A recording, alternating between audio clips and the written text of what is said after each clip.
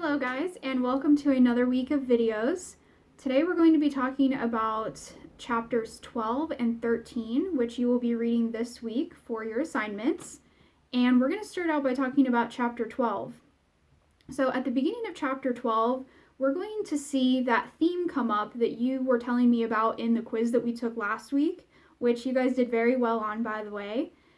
So you guys told me in one of our quiz questions that kind of the tone of the book was starting to change from being kind of fun and playful, silly, to being a lot more serious. And some of you even said that maybe this theme of racism was coming in. It was just getting a lot heavier in its tone. So that's definitely going to start showing up right off the bat in chapter 12. And we're going to see this through Dill. So this summer in chapter 12, Dill does not come back to be with Scout and Jem. And so Dill is kind of the one that brings this childlike fun. He's the one that they play all their games with. So without him there, things just change for sure. And then on top of that, Jem is getting a lot, more mature. He's getting older. And he's just kind of getting to that age where he doesn't want to be with Scout anymore. He doesn't want to play with her. He would rather be off doing things by himself. And he's kind of starting to want to be more of a teenager or more of an adult in some of the things that he's doing. So he kind of rejects Scout and says, yeah, you're too young for me. I don't really want to play with you anymore. Go find something else to do.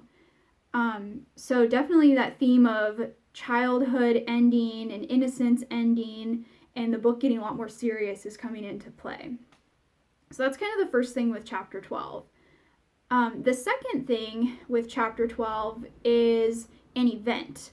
So the event in chapter 12 is Jem and Scout end up going to Calpurnia's church. And remember, Calpurnia is their house servant that Atticus pays to help take care of just things around the house while he works, since he is not married, and to kind of help take care of the kids too. So a few things happen at Calpurnia's church, even though it just seems like kind of a boring event, the kids going to church with her. Actually, a lot of really interesting things happen with that. So the first thing that happens is we get to learn how Cal, I'm going to just call her Cal, and I think they do in the book sometimes too. So we get to learn how Cal's church is really different than Scout and Jem's church that they normally go to. And remember, Calpurnia is black, so back then, her church would have just been black people, and Scout and Jem's church would have just been white people. So it's different in that way, but there's also some other differences that you'll see when you read the book that come into play. And that's actually one of your questions. I think it's number 2 of your questions that you'll answer for chapters 12 and 13. It's asking what is something that's different between Scout and Jem's church and Calpurnia's church. So that's kind of the first thing with that event. The second thing is we get to see a lot more of the racial theme of the book coming into play. So we get to see a lot more of that, just the difference between blacks and whites, the racism that occurred back then and in the book. And we get to see that in a few different ways. The first one has to do with question number 1 of your questions that you'll be answering. And that question asks, I don't know the exact wording right now, but it says what is the thing that Lula, who is a character we have not met yet, we'll meet her in chapter 12, but what does Lula do to bother Jem and Scout? And she is a woman that goes to Calpurnia's church. So I'm going to let you guys read to try to see what Lula does to really bother them. And so that's kind of one way we see that racial tension coming into play. Another way is the way that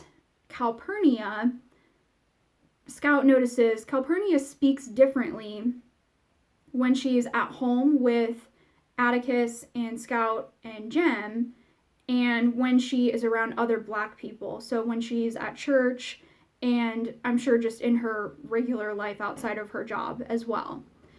And so Scout says that she thinks Calpurnia is living a double life because she speaks differently in both places. And it also in the book says Scout wonders, why would Calpurnia speak differently when she's around black people than when she's around whites, when she, and these are Scout's words, when she knows better than to speak like that. So she says, why wouldn't you just speak the way you do when you're at my house all the time? That's the correct way to speak, in Scout's opinion. She said, why would you speak differently when you're around other black people? And so what this is Calpurnia is doing something called code switching, which is something that we still do today, and black people still do today, and people of different races do, and cultures. But I think everybody does it to some extent. So I want you guys to think about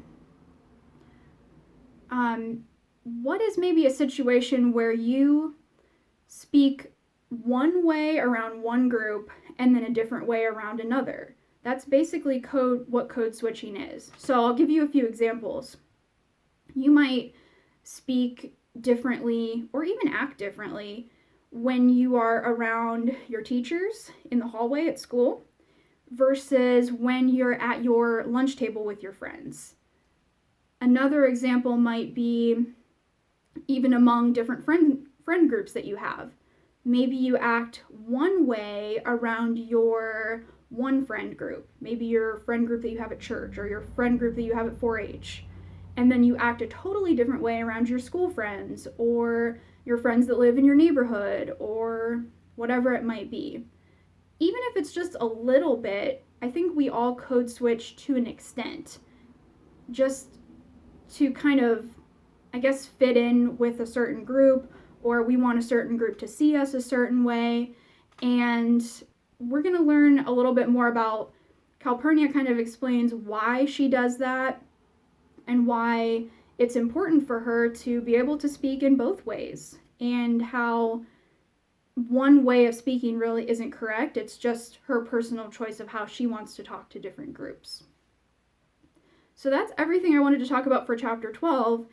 And chapter 13, I'll keep it nice and short.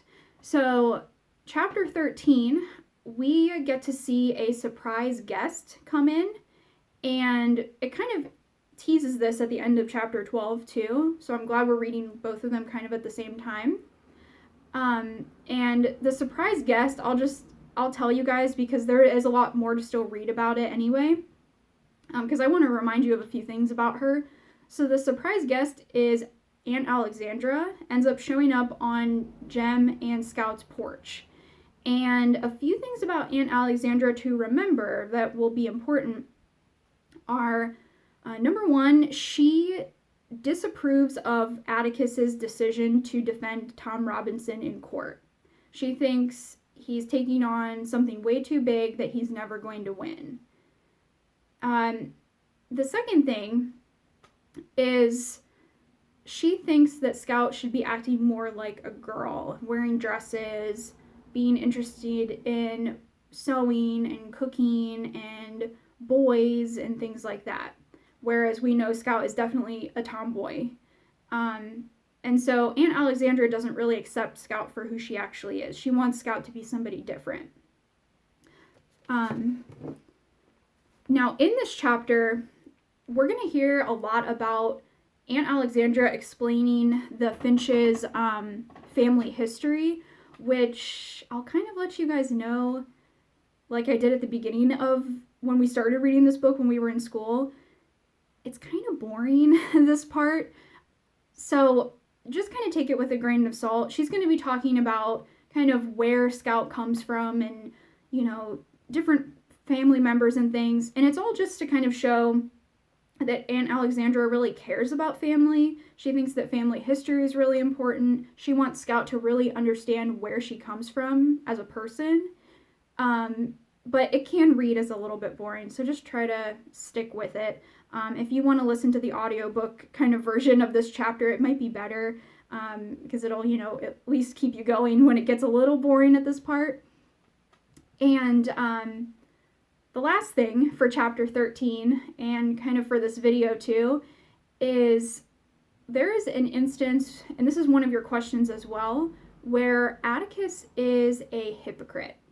And that just means that he says one thing and kind of acts a different way. Or he says one thing to the kids and, has them do something else. Just his actions and words aren't matching up. So just kind of be paying attention to what that's all about at the end of this chapter so you can answer that question. I think that is all I have for you for chapters 12 and 13. Sorry for a little bit of a longer video today. There was just a lot, and I didn't get to talk to you guys on a video last week because you were taking your quiz. So I hope that you guys have a good rest of your day today, and I will be seeing you in the chapter 14 video. Bye!